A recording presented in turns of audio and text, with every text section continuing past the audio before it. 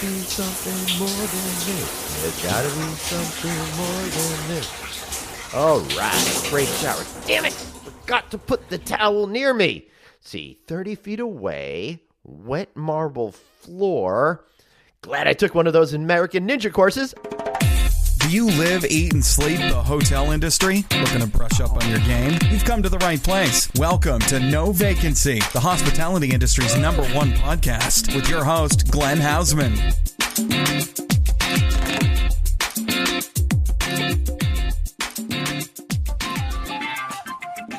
Hey everybody, Glenn Hausman here, and I'm so excited to have you here each and every week as part of my No Vacancy podcast. Man, what a crazy week it's been. I am absolutely exhausted. I've been on the road for so many weeks in a row, but it's been really exciting and just thrilling being able to go out there and to talk to so many people, get so many fantastic interviews, both for this show and the Hotel Design Podcast, the Hotel Tech Podcast, the Business of a Hotel Show, and of course, checking in with Anthony and Glenn. Man, I got to tell you, this week I was down in Miami at Amadeus' annual user conference, and I was having a lot of fun grabbing some content there.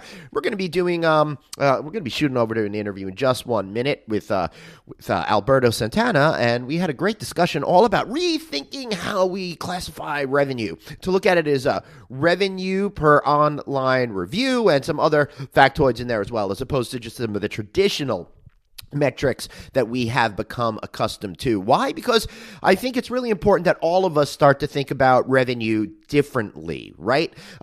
It's getting much harder to push rates these days, and I think it's a time that we need to start focusing on who the most valuable and profitable customers are. But how can you go and find those customers? How can you make sure that they are distinct, right? So it's really important that each and every one of us think about these things differently. And I'm wondering how many times I'm going to see each and every one of us in this conversation. Man, am I tired. I'm recording this on a Saturday morning, and got to tell you, I'm thinking about Mother's Day right now. And I'm not really thinking about all the amazing things I could be saying to each and every one of you. That, by the way, all the moms out there who are listening to this week, happy Mother's Day to you. You are the backbone of our society. You are the incredible people that make everything work. I want to thank my mom for being so awesome as well and helping create the basis for who I was able to become as a human being. So thanks, Mom, and thanks to my wonderful wife for helping raise 2 amazing children while I travel all around the world getting you guys amazing content. Hey, see how I brought that right back around?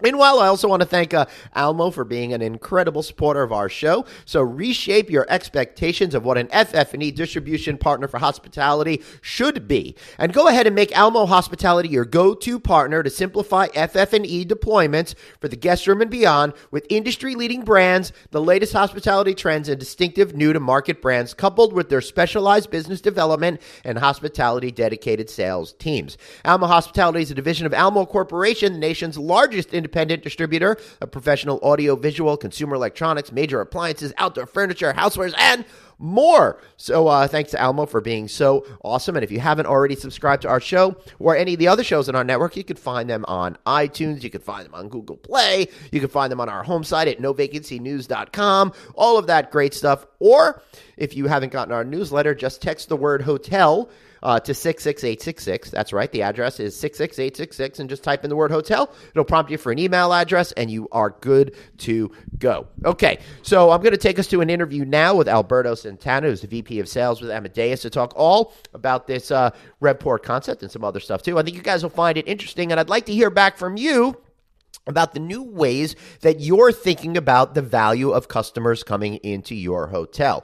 Like I said at the top of the show, we need to start rethinking how we connect with customers, and we're already going towards that world of personalization, right? So if we're getting more personalized and we're making better emotional connections with customers, there's no reason you can't figure out who those are and then find ways to charge them more. Not just charge them more blanketly, but by giving them great value and that will come and respond to you. My whole attitude I think about is if you charge $100 a room on a specific night and you have one customer that just goes to his room, locks himself in, and leaves the next morning, and the other guy comes down to buy some drinks, maybe buy something out of your quick serve establishment, whatever it might be, that person is a more valuable customer to you. So extrapolate that idea over thousands of people that are coming and going, and you could see how you might, using the right type of technologies, be able to connect with those customers that are going to be more valuable to you, and therefore push your overall property income and stop just thinking about how much you're charging per room per night. That's why I think I want to expand this conversation and really help push all of us into the future of thinking about revenue and where it comes from differently. All revenue is not created equal, right? So let's get behind this and think about it. So let's go over to Alberto Santana and my conversation with him. I think you're going to like it. And then after the commercial break, we will be back with another amazing interview. So stick around, and thanks so much for listening. And just remember, your trip is short, so make the best of every single day. And you are indeed vibrating with love and light. See you guys soon.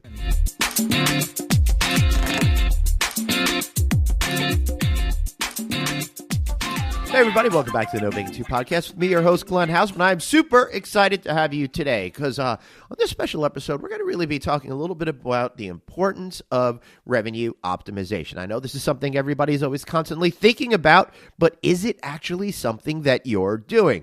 That's why I invited Mr. Alberto Santana, the SVP of Global Sales with Amadeus Hospitality, along to talk about this topic. Alberto, how are you, sir? I'm doing well, Glenn. How's life treating you? You know, life is treating me really well. I love being out on the road and having a chance to talk to people and learn lots of great stuff so we could keep up on the trends to share with our audience out here. So tell me a little bit about how you see the world of, improving REVPOR through revenue optimization. My hunch is it's all about peer-to-peer review now. Forget what the hotel companies are trying to tell their guests. You know what, Glenn? I agree with you 100%. One of the things that I like to pride myself in is looking at myself as a traveler. I spent a good 130 nights a year on the road. And one of the things I'm seeing anyways, at least for myself, is the voice of the customer, that personalization that everybody's after. And in terms of getting me to come back as a guest, it revolves around how quickly things are being handled. I mean, you remember when things go well, so much better and so much livelier. I think it's a much better experience than when things go wrong. Yes, it is. But I remember equally well the things that go really great and the things that go really horrific. It's when you just do average that it becomes, when, I travel as much as you, it becomes forgettable, which I think is the worst sin of all. Yeah, there's no doubt about it. But what's interesting as well, though, is, sometimes we want things to go a little bit boring, I think, when we're on business. Anyways. That's right. That's right. Alberto, my favorite thing is when I'm getting, when everyone says, how's your flight? I'm like, uneventful, forgettable. That's what I want from an airplane ride, right? But not necessarily from a hotel experience. Although, you know what? If you're spending a Wednesday night in a nice select service hotel and you get a decent night's sleep, I guess it's fine to be forgettable too. Just not good for the hotel getting your business back. No doubt about it. And what are you going to remember? I think of every time you head over to a conference or something like that, and people get together and they're having their coffee or they're at a break. And what's the number one topic? Outside of the content of that conference, hopefully, everybody's focused, right? It's, hey, how's your stay going? Oh, my room has this, my room has that. And we're so concerned about the things that went wrong because it just kind of like derails us, doesn't it? Oh, yeah. It certainly does. I can't handle when anything goes wrong, especially when it's something that's easily prevented by hotel professionals that should just know better or just take a minute to just figure it out. Yeah, part of the problem that I see, and really, I don't want to say problem, I'll say opportunity, because it's truly an opportunity, is that we're trying to build more reviewers, right? That's what we're trying to do in the industry. We're saying, hey, as a guest anyways, when people go out and they start looking for where to stay and or to go on vacation even, they're listening to peers, or they're on social media, which is technically peers, right? Whether you know them too well or not, you're choosing who to follow, and you're being inspired, right? You're being inspired to go somewhere. And then when you start digging in further to see where to go, now you're starting to read reviews and whatnot. But part of the opportunity here is that, how many people are actually putting reviews in there and who is putting those reviews in there. Like, can I trust this person? Right. I think we can trust reviews and pictures as well. What are your thoughts on that? I mean, how do you pick it, by the way? I'm curious about your thoughts. Oh, well, I'm a little bit of an outlier because I pick the hotel I'm going to stay in by whatever event I'm in, and then I stay there. So you can't ask me what it is. But if, based on what I see, the actual culture out there doing is they really, when they're looking to book for travel, they desperately are seeking recommendations from other people, whether it's that number one on TripAdvisor recommendation or family, friends, or folks that they work with in the office, right? So no doubt about it. No doubt about it. In fact, we're seeing that we did some research with some peers recently with a few of our hotel partners and ourselves, and we actually involved a few third parties as well. And that's what we're finding. We're finding it's travel websites, it's family and friends, and it's social media. And it ranges from 49 to 52% of folks are looking for information this way. And really, if you ask me, all three of those are in essence almost the same kind of person. We're just increasing the size of our, and I air quote this a bit, is friendships, right? We're increasing how many people we can count on to see. Now, the other thing that I find interesting, and the other place that we have an opportunity is just to, what's happening to us as travelers, right? We don't want to wait anymore. I think Amazon has really ruined the majority of us in terms of what our expectations are in terms of getting something back or achieving success and taking care of a problem or a request that I might have. Right. So if we're looking at what's happening in this industry right now, people are scurrying right now to say, okay, great, send me a review. Hey, how was your stay? Right? As soon as you stay anywhere you stay, you get that email that very same day or the next day. And unfortunately for myself as a business traveler, right? I mean, sometimes you're battling 300 emails to get my attention, anyways. Right. And if we look at what the industry is saying, they're saying, hey, I'm getting back a take rate of anywhere between 10 and maybe 18% in terms of the surveys I send out. That's and then a you lot. have the people who actually, I think it's a lot at 18. I'm actually shocked at 18. I've heard that number recently. I'm proud of people that get 18. I got to tell you, I would be. I mean, that sounds fantastic to me. And maybe part of it is that they're not, maybe part of it is that they're looking at different ways of how they're sending out surveys, which is, I think, the interesting thing. Nobody wants to get into that. I don't think anybody wants to end up down that rabbit hole where you answer one question and it turns into 30. Well, right? I hate that. And not only that, but as a customer, if you're asking me my opinion, I want some sort of recognition. So I don't know what those 18% hotels are doing, but I know that my airline of choice that I fly, by the time I'm off the plane, they're already sending me a survey, and they don't ever freaking respond to the survey. I spent a lot of years trying to help them out because they say that it's going to help, and then they don't even acknowledge you. And then I would just start writing in the comment section, you guys aren't even listening to this, blah, blah, blah, and making fun of them, and they just never respond. So I just stopped participating, and it's killed me for my desire to stop doing any surveys out there because everybody wants me to do a survey, and I don't have the patience anymore. Right. So, and then if you think about that, by the way, I got to just jump on something here. I've been asking American Airlines to give me Sprite, little shameless plug for Sprite, if you for forever. Because I mean, no offense to the other lemon lime beverages, it just don't compare. I totally understand. Although I think the Lemon Lime Beverage Association is going to be very offended by your commentary. Oh well, Sprite. I think hands down Sprite's going to win. Right. So last bottle. Yeah. So I think what we're really talking about here is these reviews and what the customers think is just such a critical element of being able to get people to not only come back, but not to be looking at your hotel only as only as a commodity for whatever cost it's going to be, right? So, Alberto, why has the service culture become the most important influencer, do you think, in revenue optimization?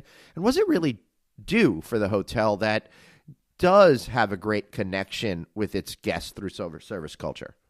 Yeah, Glenn, I think you're really on the surface of what I think is most important. I think people want to make connections with people, right? I think there's a natural desire for us to connect with other people, and we've been kind of stuck in an electrical world a bit. That when we get to a hotel and we finally get there, I think it feels like we're getting to somebody's house if people do things right. And when you arrive at somebody's home, there's nothing that makes you feel better than, when somebody offers you something to drink or, hey, here are some cookies, right? And you think back to just at the most basic principles of it is to arrive somewhere, what it's like, and the welcoming of a grandmother, if you would, or the welcoming of a friend when you get to a dinner party, and you almost want to bring something to them. So what we're finding and what we're seeing is that when people are actually want to review outside of beautiful decor, it's what's happening with the staff interactions and how fast is the staff getting back to my needs and how are they getting back to my needs. I think we're at a golden age of service here again, or we're on the precipice of getting to an age where we want service, even when we don't. Because yes, I can bypass a front desk, and yes, I can get into my room, but invariably something's going to go wrong, or invariably I want a housekeeper to say good morning to me when I'm walking down the hallway, or I'm going to say good morning. I feel the need to do that. And I think that we really want to connect with people, and what we're finding is, and what we're seeing is that the better the interaction, the more interaction we have with our staff, the higher the scores are going up, and the more people want to actually comment, the more people actually wanted to provide more information about what their stay was like and provide information. Right. And I think when you mention having a non-memorable experience, I think also of having an experience where things go wrong and people fix it for me.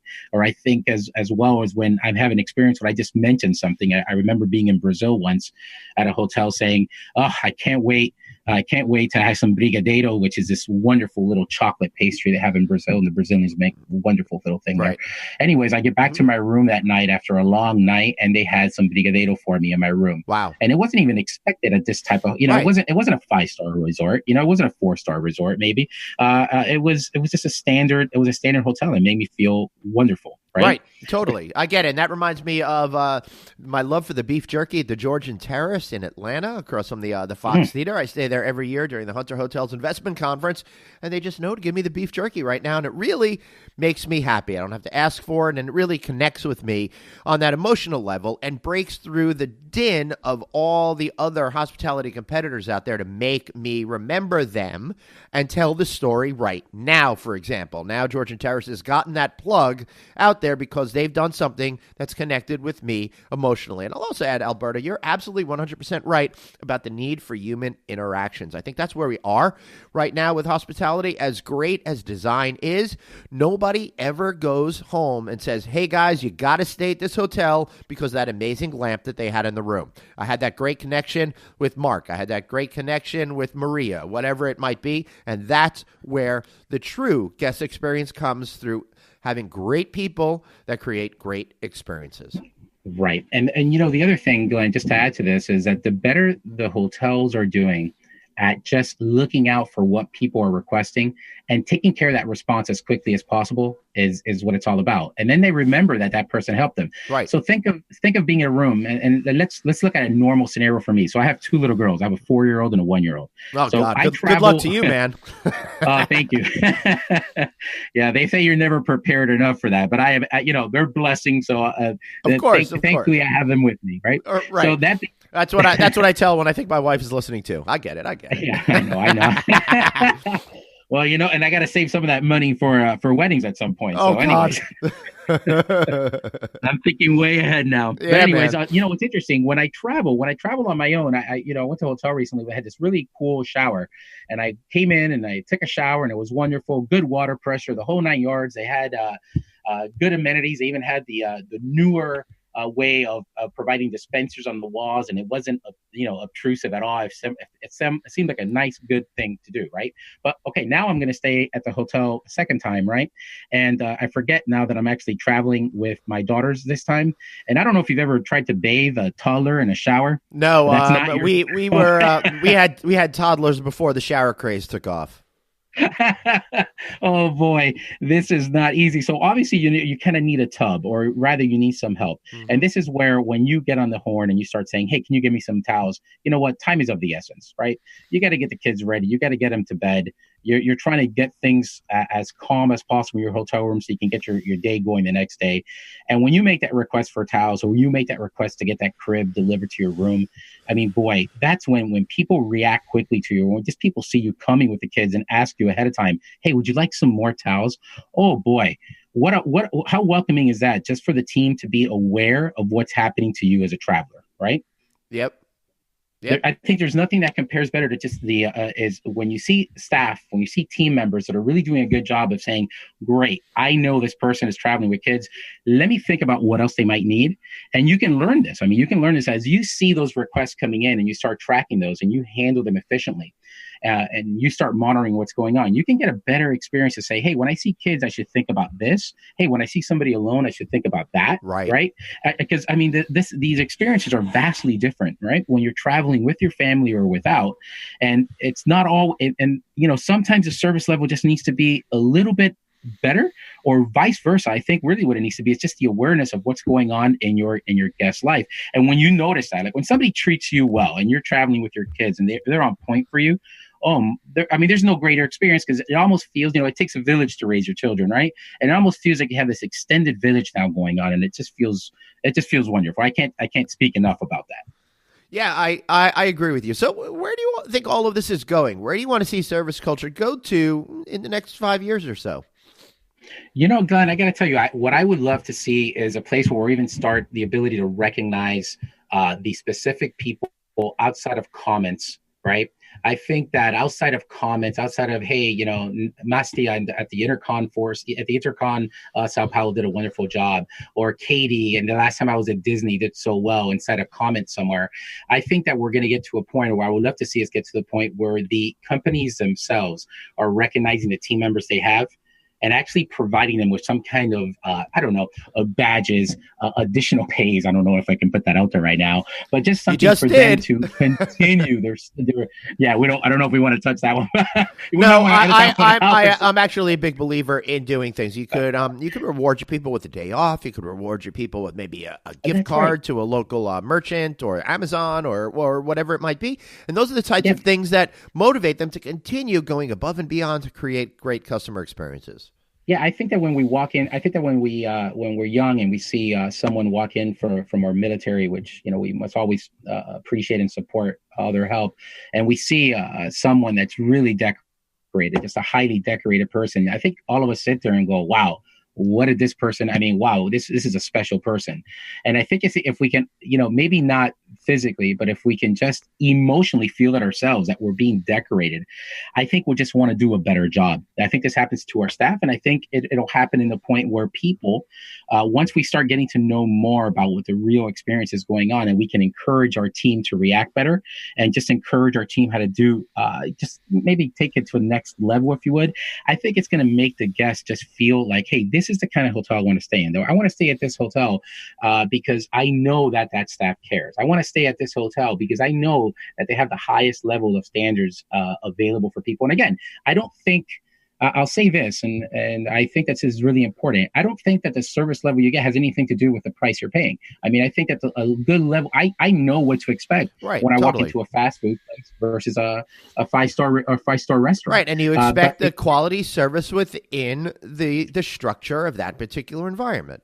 Exactly right. And there's nothing, and there's no, it doesn't cost anything to smile. It doesn't cost anything to use a guest name. And I think it doesn't hurt the other way around. I think, I don't know about you. I enjoy seeing a name tag and using a person's name. Yep. And the more you do that, the more interactions there are. And again, I think where this is going, and eventually that the more interactions there are, the more that person feels better. If we can have a system in place that tells us, hey, we know that these are the best, and we know that these people take care of what we do, we're going to see more people go. As you obtain more guests, and more guests are reviewing, that means that more guests are going to stay. I mean, there's no doubt about it. It's directly connected to your revenue. Great. I love it. So wrapping this all up, why don't you give us one good shameless plug, Alberto, all about Amadeus? Oh, well, thank you, Glenn. Well, Amadeus is a multinational company. I mean, we strive to do everything from inspire guests to travel, to book, to stay with us, to help hotels during their stay, to take care of guests post-stay. And we really want to wrap and have that full, people use this all the time, that 360-degree view of a guest, and really to understand travel, to help them did I mess that up when we were recording to really understand the travel life cycle. Right. We can record that one again. I would love it. Yeah. Awesome. That's really terrific. I want to thank Alberto Santana of Amadeus for being here today. And remember, everybody, it's really about making meaningful connections to your guests at the end of the day. And I know inherently and rationally you know this, but it's always really good to underscore it again so you can continue to focus on that, because now you understand and you could really rationalize why that's going to help you increase the number of positive reviews that you get, both in the online sphere, wherever it is, with word of mouth, and that is going to help prevent you from being a commodity property, help you create premium pricing, and have a wonderful end of the year when you realize how much money you've made. So I want to thank you all listening for this very special episode of the No Vacancy podcast. Now go out there and get it done. Thanks for listening. We'll see you next time. Have a question for your host, Glenn? Tweet him now at Traveling Glenn. No Vacancy, the hospitality industry's #1 podcast. We'll be right back. Hey everybody, Glenn Hausman here. There's been a lot going on at Red Roof lately. You know it, I know it, and with the introduction of their soft brand, the Red Collection, and their extended stay option, Hometown Studios by Red Roof, the world knows it. But listen, we'd be remiss if we overlooked the Red Roof brand itself. After all, Red Roof consistently offers one of the highest REVPORs in the economy segment, and has been voted best budget hotel brand by USA Today readers 3 of the past 5 years. They're careful to make sure standards reflect guest expectations, are fully tested and well priced. That's because they manage about 20% of the system, meaning they have skin in the game just like their franchisees. Then, of course, there's Red Roof Plus, the brand extension that created the upscale economy market with wood-like flooring, high-end bedding, spa-inspired baths, enhanced landscaping, and more, all based on consumer research, and all having a dramatic effect on owners' financial results. Plus, all Red Roof offerings come with Ready Rewards, a richest-in-class loyalty program with nearly 3 million members, and just happens to be the least expensive loyalty program for owners. Put it all together, and it's no surprise 86% of franchisees said they recommend Red Roof to fellow hoteliers. And those franchisees will also tell you, genuine relationships, real results. It isn't just some slogan, it's truly how Red Roof does business. Learn more by going to redrooffranchising.com or call 888-473-8861. That's redrooffranchising.com or call 888-473-8861. Back to the show. It's No Vacancy, the hospitality industry's #1 podcast with your host, Glenn Hausman. Hey everybody, welcome back to the No Vacancy podcast with me, your host, Glenn Hausman. So the way I see it is a lot of destinations out there are trying to figure out better ways to connect with the customer. The whole notion of how we advertise and the whole notion of how we make that emotional connection with people is changing. So how are you going to win their tourism dollars? That's why I have with me today Miss Jen Barbee. She's the CEO of Destination Innovate, a company that was born in 2017 to kind of reinvent this whole idea. Jen, welcome aboard. Hi, Glenn. Thanks for having me. Hey, so excited to have you here today. So it's interesting because I'm in a world of the hospitality business. We don't necessarily think a lot about destination marketing in general, like the city of Las Vegas or the city of Miami or whatever it might be. So it's great to see that you're focusing on this particular category. Perhaps maybe let's start with the basics. What is destination marketing, and what's the overall goal of destination marketing? The overall goal of destination marketing really is to have the brand of the destination of the city be top of mind for a whole variety of travelers to keep that in mind when they want to take their vacations. A huge part of it is also a B2B side, which are meeting planners and groups and conventions, even down to your small social, military, educational, religion groups. So their job is to make sure that they're under consideration for any kind of travel, and also represent the stakeholders, the hoteliers, the attractions, the restaurants, in a way that it increases their business. And ultimately, their goal is to get more bed tax so that they can market more and attract more tourists.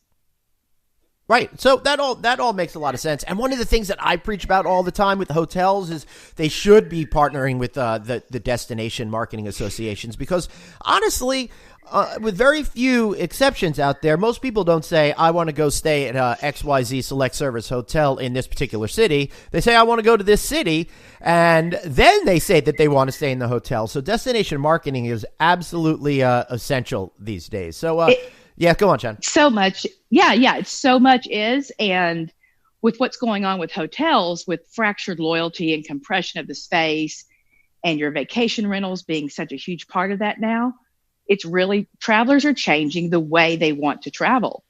And it's very hard for the big flag hotels to keep up with that. So there's a huge opportunity for those smaller boutique hotels and stakeholders to work really closely with the DMO to provide really unique experiences for the traveler. That's cool. So let's talk a little bit about, before we get into some of these unique experiences that that you're helping to bring to light. Tell me a little bit about Destination Innovate and what brought you to start this organization in 2017. Well, having been in digital and advertising in the tourism space, both on the destination marketing organization side and on the hotel side and on the attraction side, I just saw a major shift coming up, just like it did when the web came up, in the way that travelers are behaving and interacting with the brands and ultimately booking. So Destination Innovate was really born to inspire these organizations to really think about things more strategically and more innovatively and take calculated risks in their marketing.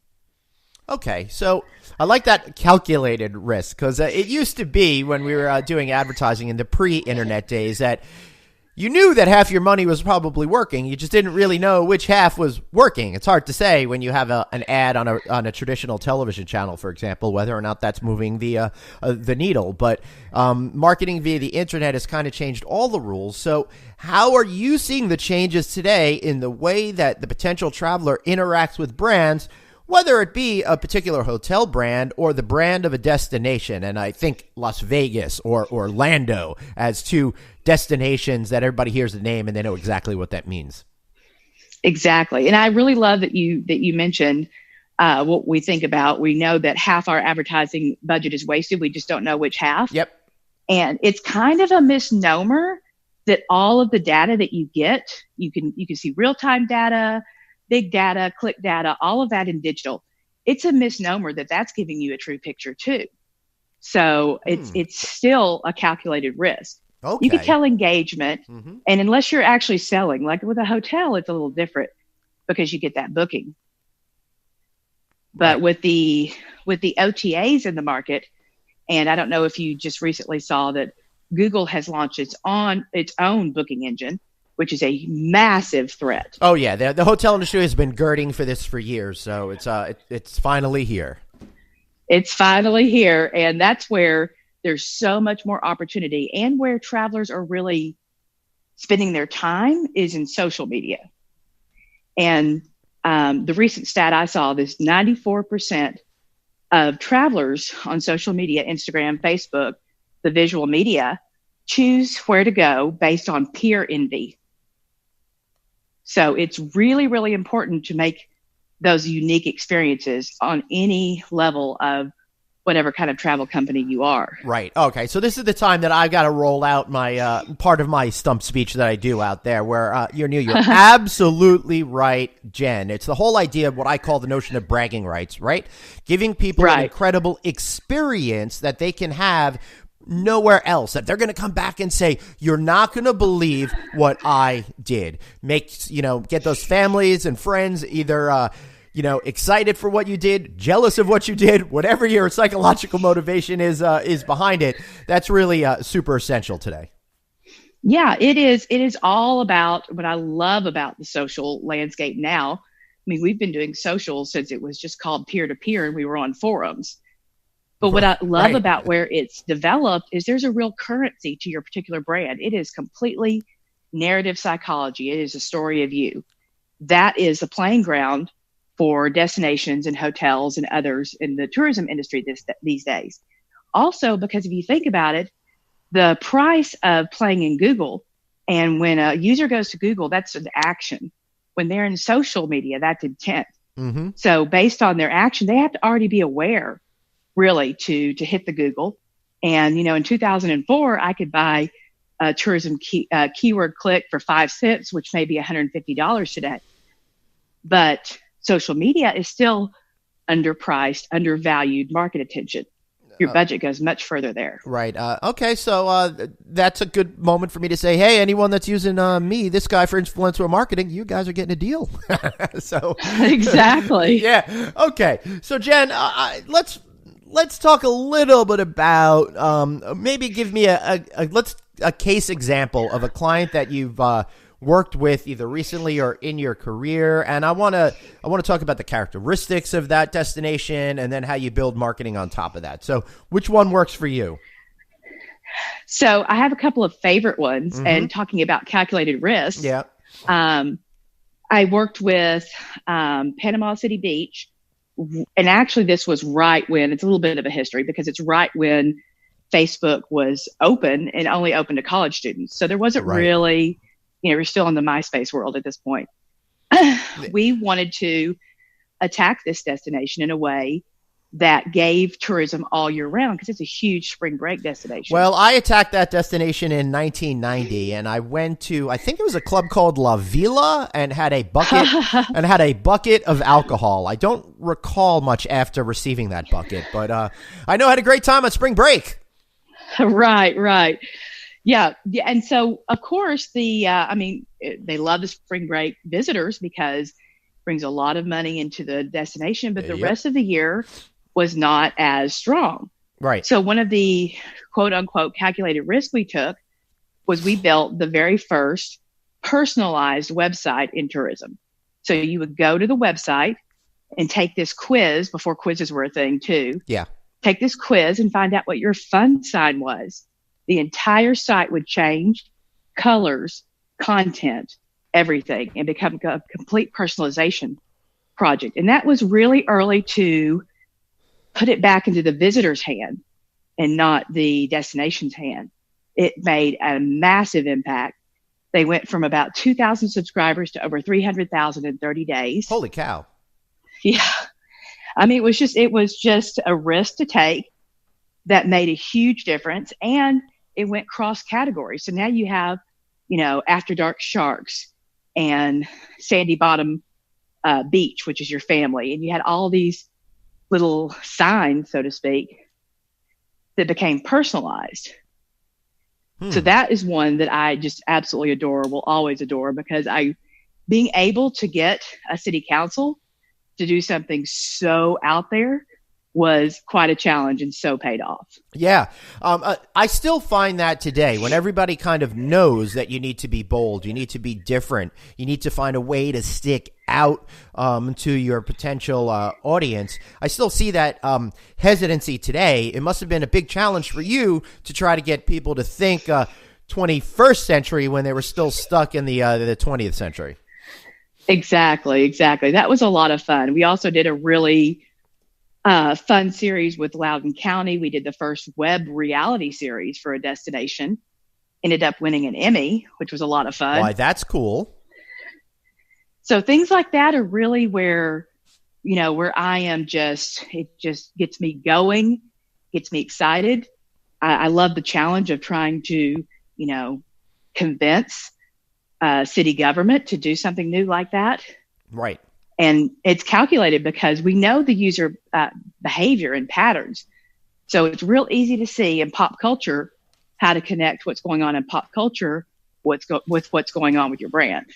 Right. That's fascinating to me. And it makes me think here, Jen, about we all know the major ones, Las Vegas, Miami, New York City, blah, blah, blah. Mm-hmm. Right. They've got in a lot of ways, they've got it easier. But when you're talking about a Panama City, you're talking about some other smaller location that's not front and center in people's mind space, then you've really got to, I think, push those boundaries either with trying new things or with the content that you're trying to put out there.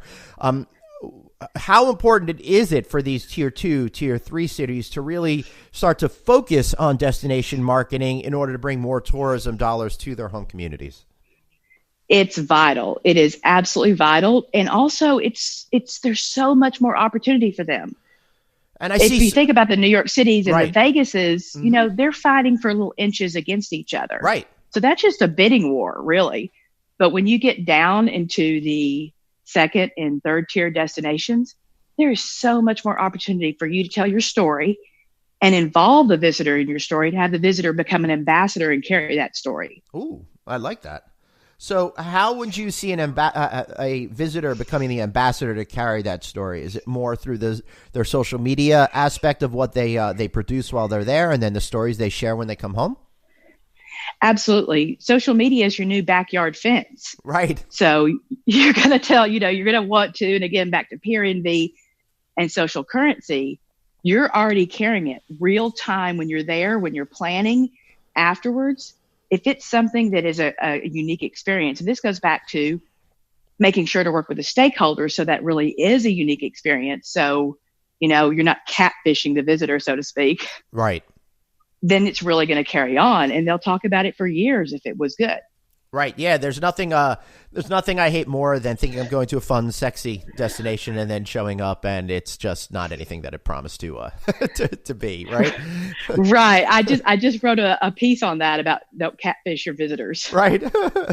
That's great. How can people find that piece if they want to learn more about it?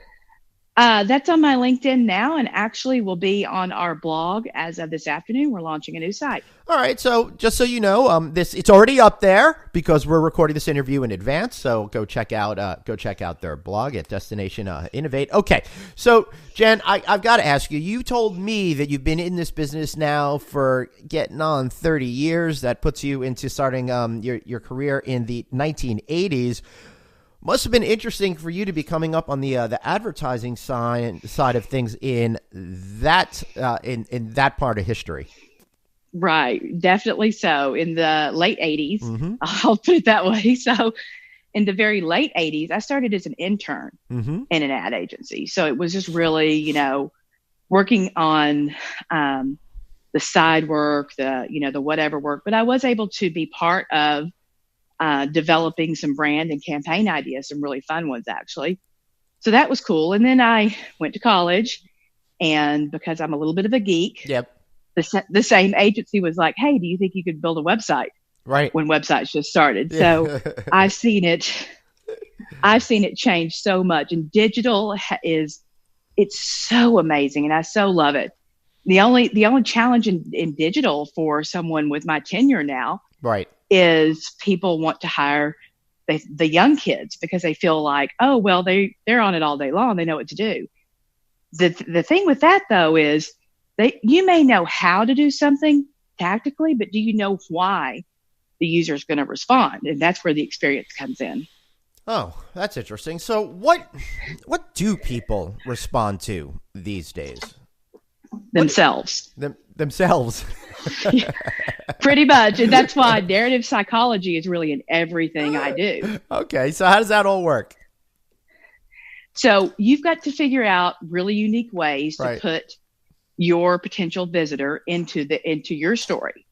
Again, having them carry it. So this, the deals, price is really not the main driver, which is a big misnomer. Right. And just putting out pretty pictures is not enough either. You've got to really think about how to place that particular person, Sally, not just like this geographic, certain income kind of people. You have to really think about personalization of the story. Right. Yep. So what do you mean by personalization in this context? Because us hotel people, we look at it in terms of, you're going to personalize the type of pillow you're going to have or the temperature in your room. But what does that mean for a destination to create a personalized experience for a traveler that's coming there? Well, let's talk about it in an advertising format, for instance. Yes, please. Yep. That first touch ad might be, you've been working hard. Right. You've been doing this. You deserve this experience. So that's a first touch, right? Mm-hmm. And then what's also one of my bugaboos in retargeting and programmatic is the rest of the ads are either the exact same or it's a one-click agnostic. What you really have to think about is every single potential touch of that relationship from the first date to the wedding, and play that message out, staying very personal and knowing what they've done at the last click attribution. Right. Right. And then utilizing all of that in order to be able to create something that continues to appeal to them on a psychological and emotional level. Exactly. Right. Excellent. So how about giving me an example of something you've done recently that seems to really resonate with potential visitors of a destination? Well, recently, giving content that's shareable is really a big thing. We did this with another destination in Florida, which is Florida's Space Coast. And that is, Cocoa Beach and all of the rocket launches and all of that, which is a cool enough attractor, but really playing on social with the visitor on times that are not even asking for their business. Right. The one little piece we had viral was a little Christmas piece, actually, which was, all through the house, Christmas Eve and all through the house, the AC was on because we live in the South. And it just blew up. So playing with them allowed them to expand because we're not really asking for their business. And it seems counterproductive sometimes when you're talking to business and you want to get those bookings up. So in a booking case scenario, what's really working right now are dynamic travel ads that happen on Facebook, which allow them to hook straight into their booking engine and book rooms without ever having to leave social media. Yep. Yeah, and that's so important. Get them while they're thinking about it. And all of this, to me, sounds like what we're leading to is creating that top of mind awareness. And again, we're always going to think of Las Vegas, Miami, New York City, but not necessarily immediately going to think Space Coast, Cocoa Beach. That's why you need to do all these other types of programs to get into these people's brains. We're so bombarded with information at a constant rate. It's really stressful for marketers such as you to find that way to break in. So when you can do something cool like you're doing, that it really works, right? Yeah, you really have to do that. And then you just got to remember that these are people, and it really did go back to a dating scenario. These are people that you're courting. Right. And you eventually want to get the ring on it. So you have to learn to date. Which is a quick little funny story aside from that. I might be one of the first people my husband and I met online in 1997. Wow. And he was stationed in Korea. This is Yahoo chat days. This is not, all that kind of good stuff. But let me just put it into frames for the younger folks out there. This is back when dating online was unusual and not the norm. Now it's flipped. What do you mean you met someone in a real bar or something like that, right? I know. Well, not just unusual. It was kind of like, oh my God, like even he and I were like, is this person okay? Because it was very like only losers did this, right? Exactly. So I'll just put it out there. But anyway, we actually did. He was in the military station in Korea. I was in Texas. And we talked for 8 months, and it wasn't really dating. We talked for 8 months, but it kind of was dating online. And then he got restationed in the U.S., and we got married on our third date. Right. That's amazing. Third date. So I'm really good at dating online. Yeah, it sounds like it. Which makes me a perfect candidate to help destinations and other tourism organizations to do the same with their visitors. I love it. I like how you tied that all in. That is just a little bit of beauty.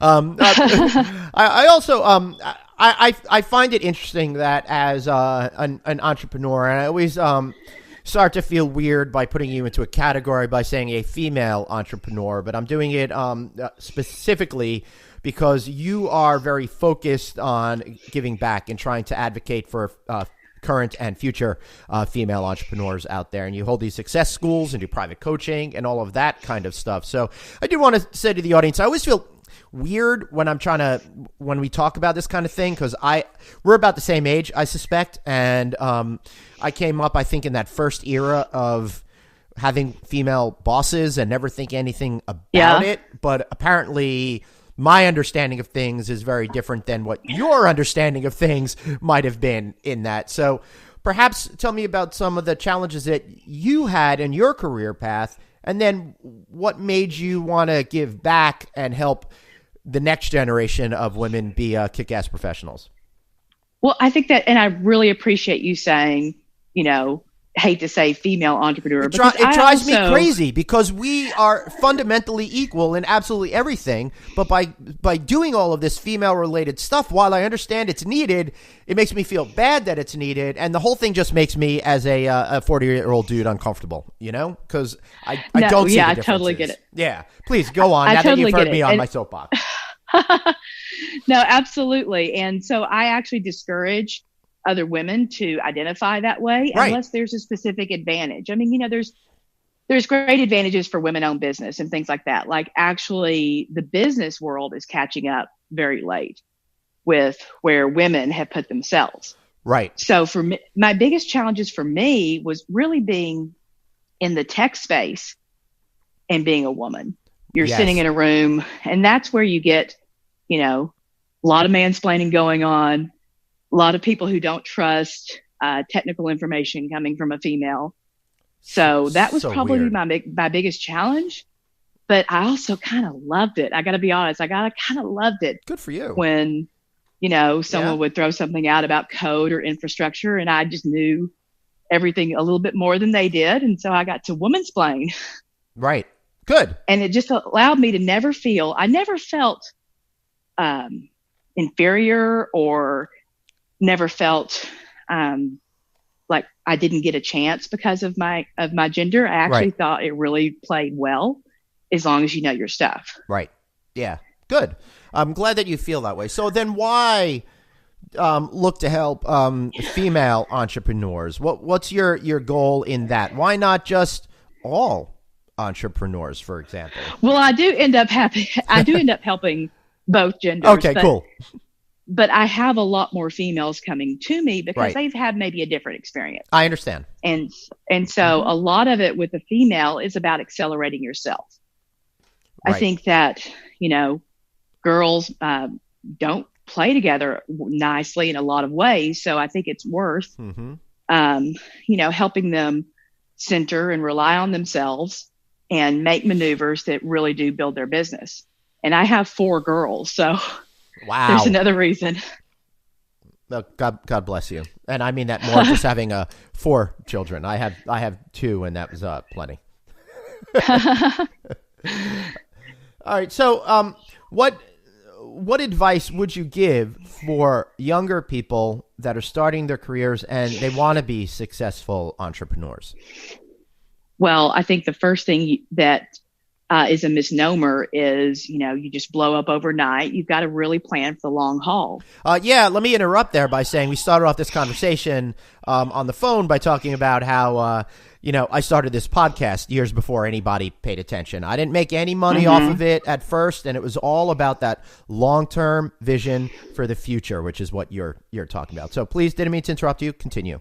No, definitely. But that's probably the biggest challenge with youth getting into the entrepreneurship, and the blow up stories, and they look at the Kylie Jenners and they don't realize that all of that kind of success that looks like it just blew up are years and years in the making. Right. Well, maybe not Kylie Jenner, because that's Forbes self-made billionaire actually had something like, I don't know, $899 million before she made the rest of it. So that kind of frustrates me to put her up as an example when she was already on third base, kind of a thing. I love. Well, that's what I mean. Years before that, her family teetered. Right. So. Yeah, exactly. So that I like people like great hard scrabble stories. I had the opportunity, and I'm really excited. I'm sharing this with you because I know you're going to appreciate it. And also, as a little bit of a shameless plug for my Checking In podcast, which I do with Anthony Melchiori of TV's Hotel Impossible. We just put up the other day a great interview with Sheila Johnson.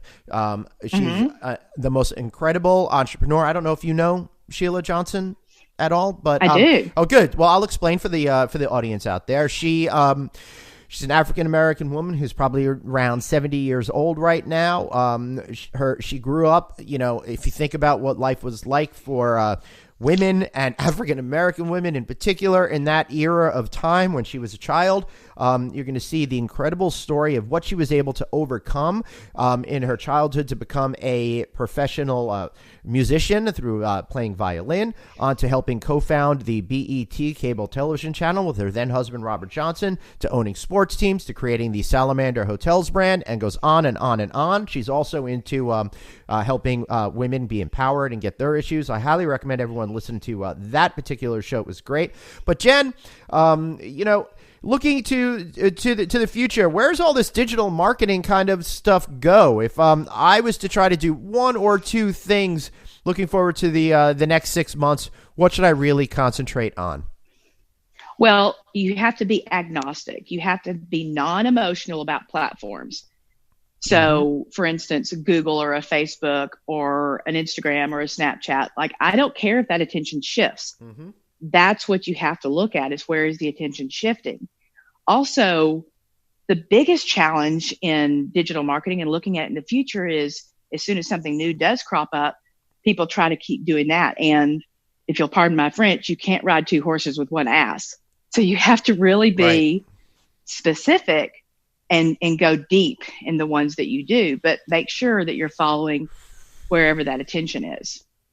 Right. Yep. Makes a lot of sense. When it comes to what I think about social media, I try to really think about where my end using audience is going to be. And, for me, it's not necessarily on Instagram. It's more focused on LinkedIn. And I'm starting to think for me, Twitter is starting to recede into the background as well. As far as destination marketing goes, how do you see the different social media platforms in terms of importance, or is it really more of a as-is basis per destination? Right. In this moment in time, Facebook and Instagram for the leisure traveler, of course, and even your smaller groups. But LinkedIn is a huge opportunity for corporate meetings and bigger pieces of that. And a lot of destinations aren't playing in LinkedIn like they should. You are absolutely right. I think that is absolutely terrific advice. Jen, we're just about out of time. Is there anything that we didn't mention that you really want to talk about before I give you an opportunity for a good shameless plug? Well, I think we covered so much. It's so much fun to talk. I think my shameless plug would be Destination Innovate has an incredible group of veterans and innovators and thinkers that can really move the needle for destinations and tourism companies. All right, how do we find you? DestinationInnovate.com. Excellent. That's easy enough. All right, Jen, last question for you. Because you brought it up in the shameless plugs, I got to ask, how do you know if you're actually innovating or you're just telling yourself that you're innovating? Well, a couple of easy ways to tell yourself that. If it doesn't scare you a little bit, you probably aren't. And the second is, if everybody else is doing it, you're not innovating. That's awesome. And let me add to that. One of the things I always say when it comes to social media, try different things. Get out there. If you screw up, it's no big deal. Take a deep breath and move on with your life until you figure out what works for you, what works for your brand, and what works well for your team. Jen, thank you so much for being here. Absolutely. Thank you, Glenn. All right. I want to thank Jen for being here. I want to thank all of you folks for being here each and every week on the No Vacancy podcast. And I am going to be back next week. That is on unless I just go down to somewhere in Florida and get lost looking for the space shuttle launch. Take care and goodbye. Thanks so much for listening to No Vacancy, the hospitality industry's #1 podcast, with your host, Glenn Hausman, online at rouse.media, on Twitter at Traveling Glenn, and on Facebook.com/Glenn.Hausman. We'll catch you next time.